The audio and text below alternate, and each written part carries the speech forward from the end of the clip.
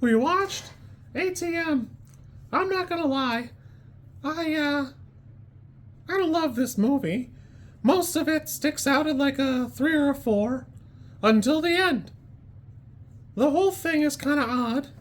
Starring Alice Eve, Josh Peck, and Brian Geraghty.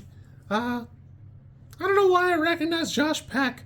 Like, I didn't watch Drake and Josh as a kid, so I don't know why it like sticks out to me. He just looks super familiar, and I don't know if he's one of those like he looks just like and acts just like another celebrity, but to me, he looks super familiar, and I just can't put my finger on it.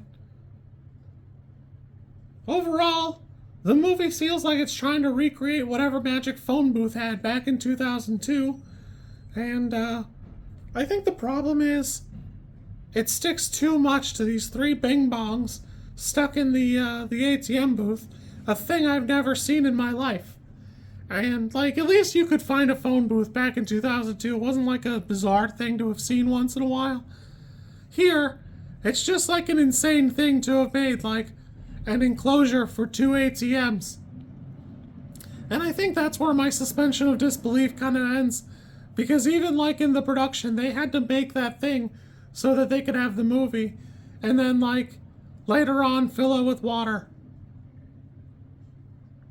I don't follow. The characters do have like a believable amount of chemistry. It's just they have such a laughable way of dealing with things. At the risk of sounding like a violent guy, no shot would one bozo keep me locked in a little box like that. I could absolutely take that dude. No shot is he keeping me anywhere, because the only reason they lose is because they never try to confront him directly. Even if only 2 of them tried to stop him, he's just using like a little crowbar thing. It's fine. Easy peasy. You're winning that fight 9 times out of 10. And if all 3 of you, oh, they made that, that's that. I think the problem for me overall is everything he does as a killer seems like he's a genius, because every little thing that they do seems kind of weird and bozo adjacent. You park 100 yards from the ATM to make your friend walk over there, and then by like 5 minutes, all 3 of you are in the little box, talking and yapping at each other, which, I don't know, it just seems like a corny way to go about it. For me personally, I think the writing's a touch off, and not for the reasons you think, but the main character is the guy who killed everybody. Like, that's the guy. And he doesn't even directly kill, like, 2 of the characters. Well, you know, I guess he does, but, like, he doesn't immediately kill Josh Peck. But, like, the girl, she just falls over and hits her head in the water. Like, that's a kill by proxy. He didn't really do anything there. She just kept her locked in the box, and eventually she passed. It's actually surprised she didn't die earlier, because she took a pretty good blow to the noggin when she tripped. But, realistically, this should have been half of the movie, and then another half of the movie is like another wave of people he's got trapped in a box, and I don't know, maybe not necessarily getting caught so much as, you know, somebody getting one over on him, and then, you know, he's just dead. There's the spree killings kind of end. I don't even think that the guy who went to jail would, like, do hard time, because it's so hard to, like, you really couldn't convict him of anything but the guy that, like, broke into the ATM thing.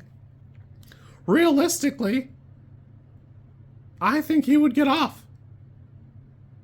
Like, I mean, there's some component of it where, you know, he would probably go to trial and all that, but I actually don't know that he would be convicted of all the murders.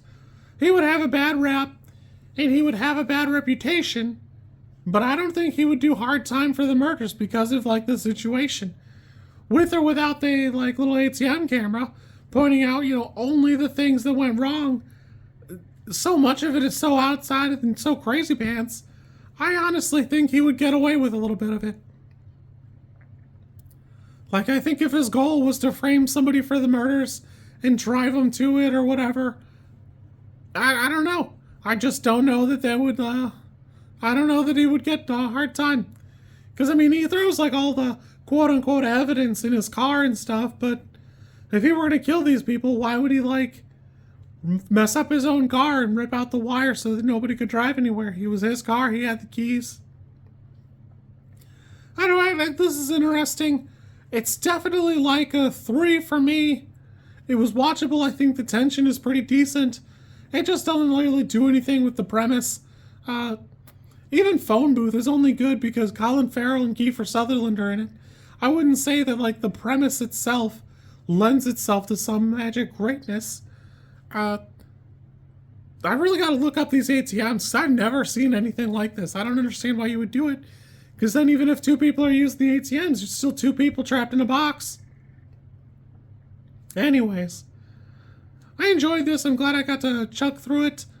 I was a little stunned that Tubi even had the balls play ads during it.